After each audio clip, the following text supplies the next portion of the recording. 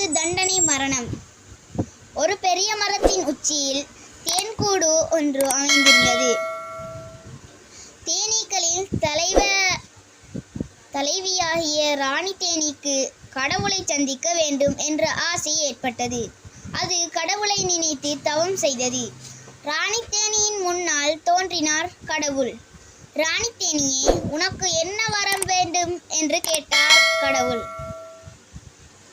கடவுளே தன் முன் பிரச்சனமாயிருக்கும் போது உயர்ந்த நோக்கத்துடன் கூடிய ஒரு வரத்தை கேட்கும் நல்ல புத்தி ராணி தேனிக்கு ஏற்படவில்லை.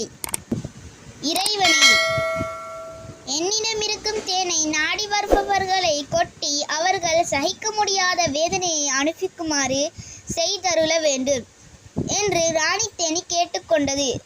அதை கேட்டு கடவுள் மிகவும் வருத்தம் கொண்டார்.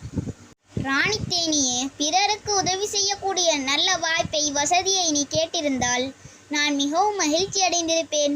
நீயோ பிறருக்கு தொல்லை கொடுக்க வேண்டும் என்பதற்காகவே வரம் கேட்கிறாய். நீ கேட்ட வரத்தை கொடுக்காமல் இருக்க முடியாது. வரம் கொடுக்கும் அதே சமயம் உனக்கு ஒரு பாடமும் பொதிக்க விரும்புகிறேன். என்னுடைய வரத்தின் மூலம் உனக்கு கொடுக்கும் ஒன்று ஏற்படும். அந்த கொடுக்கால் மற்றவர்களை கொட்டி வேதனைக்குள்ளாக்கும் போது உனது கொடுக்கின் நுனி உன்னால் கொட்டப்படுபவர்களின் உடலில் தொற்றிக்கொள்ளும்.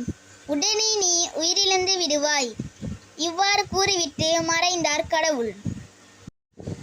அன்று முதல் அந்த தேனி யாரையும் அந்த கொடுக்கால் கொத்தவில்லை. தேனி தான் செய்த தவறை எண்ணி வருந்தியது. காரணம், அந்த தேனி யாரையாவது கொத்தினால் அது இறந்துவிடும். நீதி: வன்முறையில் விருப்பம் கொண்டவர்கள் தாங்கள் கையாளும் வன்முறையாலே அழிந்து விடுவார். மற்றவர்களுக்கு நன்மை செய்ய வேண்டும் என்று நினைத்து செயல்படுபவர்களுக்கு நன்மையே வந்து சேரும்.